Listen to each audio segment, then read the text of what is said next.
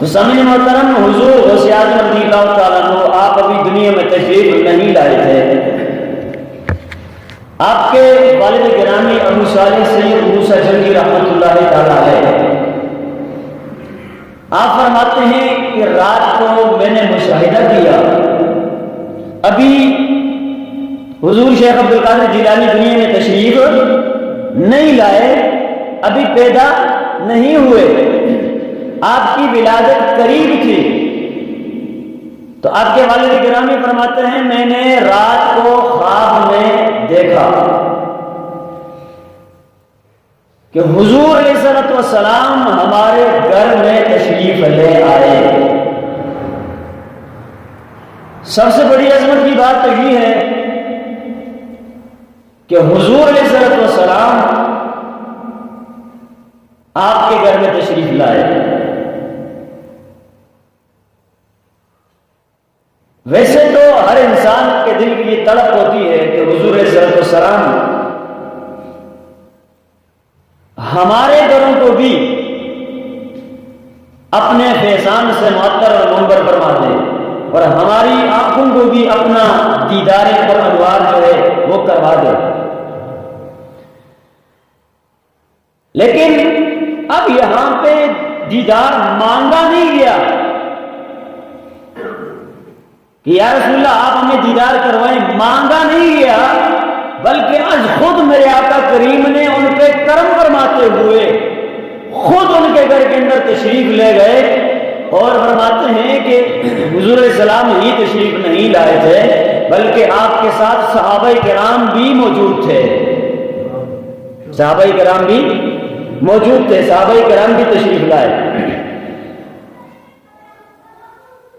اس کے علاوہ اسی روایت کے اندر موجود ہے کہ صرف صحابہ کرام نہیں تھے بلکہ جتنے بھی اللہ والے تھے سارے کے سارے حضرت موسیٰ جنگی رحمۃ اللہ تعالیٰ علیہ کے گھر میں تشریف لائے۔ تو اب یہ آنا کیوں ہے؟ جب آئے تو آ کے میرے آقا حضور نے کیا ارشاد فرمایا، کیا بشارت سنائی؟ روایت کے اندر موجود ہے کہ میرے آقا حضور نے ارشاد فرمایا، فرمایا یا ابا صالح آتاک اللہ ابنا وهو بری ومحجوبی ومحجوب اللہ وسيكون له شان في الأولياء والأقطاب كشاني بين الأنبياء والرسل كشاني بين الأنبياء والرسل۔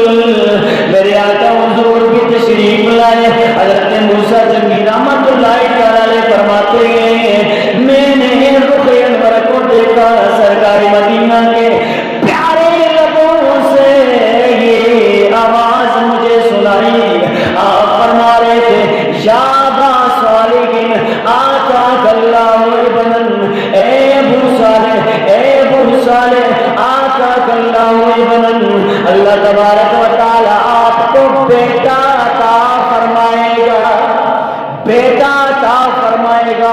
ابھی حضور غوث اعظم رضی اللہ تعالیٰ عنہ دنیا کے اندر تشریف نہیں لائے، میرے سرکار نے پہلے فرما دیا بیٹا عطا کیا جائے گا، بیٹی نہیں دی جائے گی۔ پتہ چلا اے سنی، میرا اور آپ کا جو عقیدہ ہے کہ سرکاری مدینہ علم غیب جانتے ہیں، یہ من گڑت نہیں ہے، بلکہ میرے آقا کریم نے کئی ایسے مشاہدات ہمارے سامنے پیش کر دیے گئے جن کی وجہ سے مجبور ہو کر ہمیں یہ کہنا پڑتا ہے کہ رب کائنات نے اپنے حبیب کو علم غیب عطا فرمایا ہے۔ ارے دیکھیں میرے سرکار نے غیب کی خبر دی، اے موسیٰ جنگی تجھے رب ذوالجلال بیٹا عطا فرمائے گا، بیٹا عطا فرمائے گا۔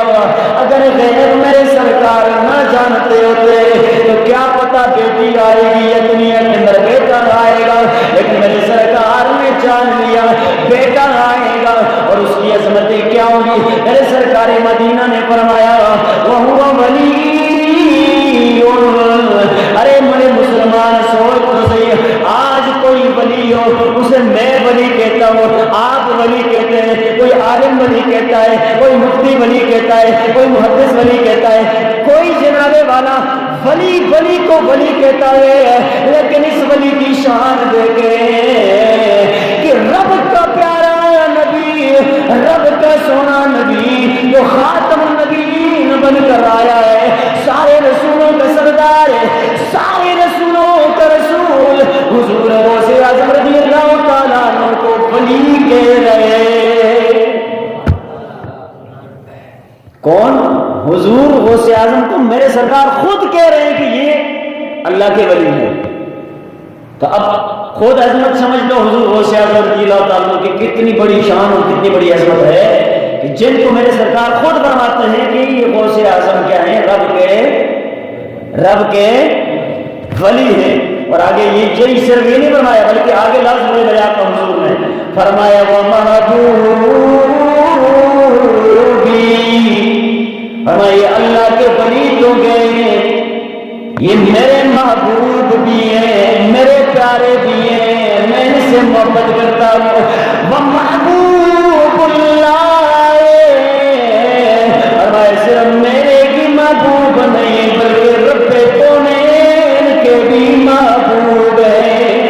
اور فرمایا وَسَيَكُونُ لَهُ شَانٌ فِي الْأَوْلِيَاءِ، فرمایا حضور غوث اعظم رضی اللہ تعالیٰ عنہ کے متعلق میرے سرکار مدینہ نے فرمایا کہ ان کی شان اولیاء کے اندر اس طرح ہوگی اور اخلاق کے اندر ان کی عظمت اس طرح ہوگی جس طرح میری شان سارے نبیوں میں افضل والا ہے۔